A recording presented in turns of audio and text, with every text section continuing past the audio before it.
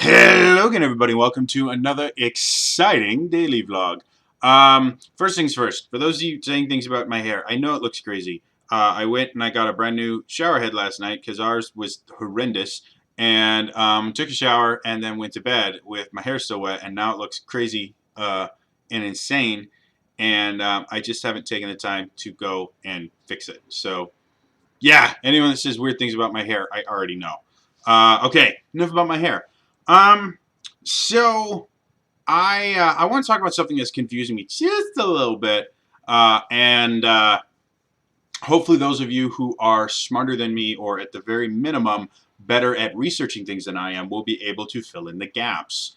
Um, for those of you that are unaware, to give you lots of background information, there is an issue happening in Syria right now where lots of people are fleeing bad things. And the European Union have been taking in a lot of these Syrian refugees to the point where a lot of the countries are unable to accept more. Um, a little while ago, President Obama made a declaration that he was going to find a way to accept 10,000 Syrian refugees and house them somewhere in the U.S. Now, after the Parisian terror attacks a few days ago, a lot of people were blaming the refugees for the terror attacks happening. Um, and so, most recently, I think there's either 6 or 7 states that have declared that they will not be accepting Syrian refugees despite Obama's plan. They're basically saying, no, we're not accepting any refugees in our state, um, specifically because of the Parisian terror attacks. Um, and I guess that's the thing that's confusing me a little bit. And again, those of you that are better at researching than I am, please fill in the information with facts, preferably, in the comments below. Um, we know that the Parisian attacks were caused by the Islamic State, otherwise known as ISIS. Um, and Yeah, so I guess I don't quite understand the link between the Syrian refugees and the attacks, because technically ISIS has been committing terror attacks much longer than the Syrian refugee crisis has been going on. And the fact that it happened at the same time as these refugees, I think more likely than not, is more of either a coincidental relationship, or I guess more of an just an opportunistic, where the ISIS is going to continue doing horrible things. That's what they do. Um, the fact that it happened to coincide with the refugee crisis, to me, kind of points to the fact that, well, the refugee crisis gave them a little bit easier window to get into countries because they could just claim that they were Syrian refugees and go in. By the way, I haven't actually seen anyone saying that that's how these terrorists got into the country. Um, I actually don't really know a whole lot about how they got there, other than the fact that we have been able to prove it was them.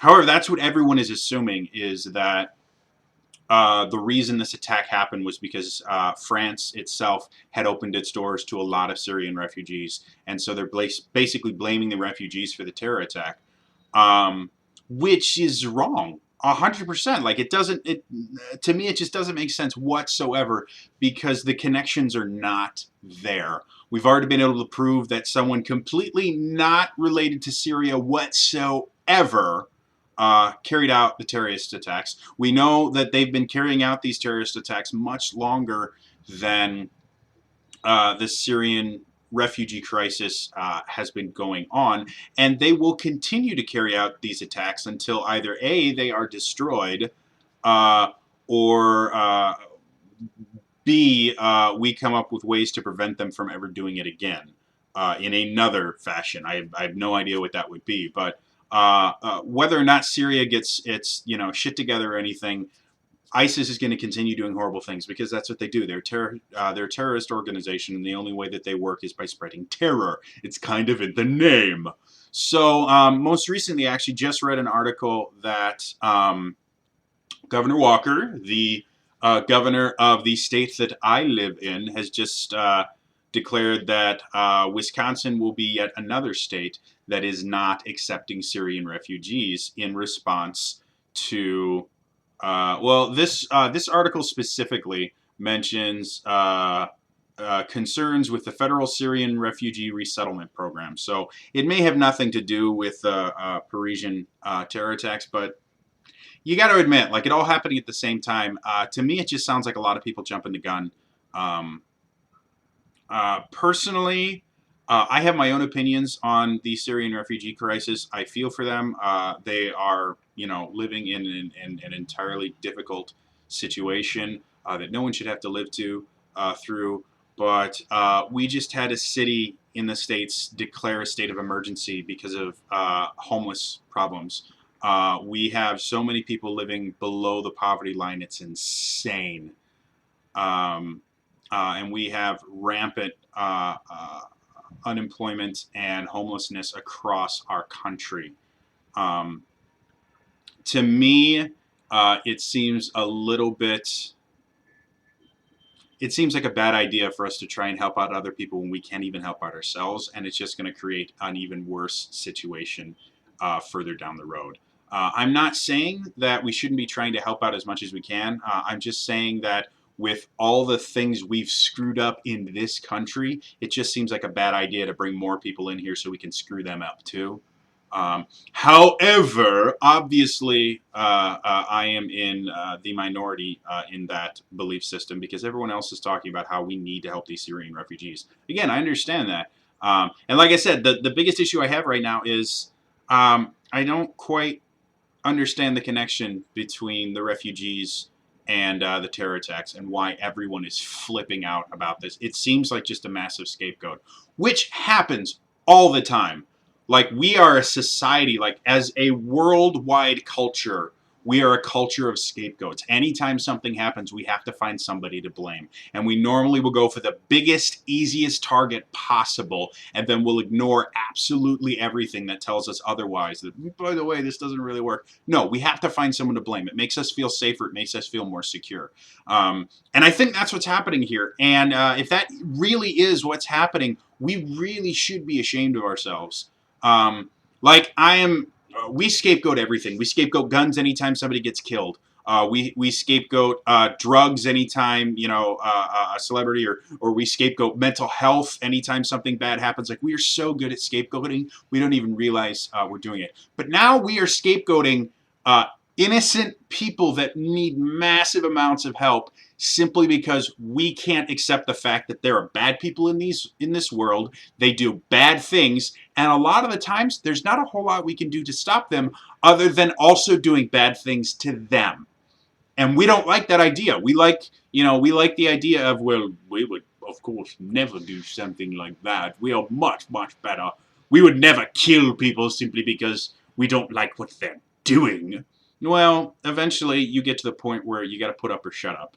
We're getting to the point with ISIS where we've got to do something. Like, they're going to continue doing horrible, horrible, disgusting things to the world until somebody stops them. End of story. Whether someone needs to be America or a coalition of, UN troops or NATO or a million other organizations that get multiple countries together, I'm all for, Doctors Without Borders coming up with a great idea to get rid of ISIS. Like, whoever comes up with the idea, who cares? Let's get rid of these people. They need to go. They've had their fun. They need to go now.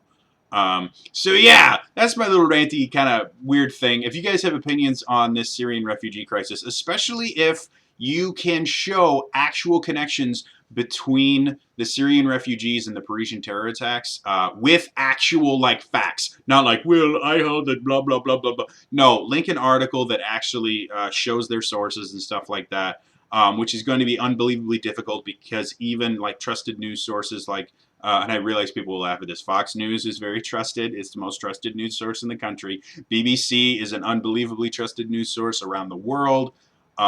French, like, you're going to have a hard time finding anyone that cites their sources anymore for 100 different reasons. But if anyone can actually find concrete proof of how this connection works, I would love to read it.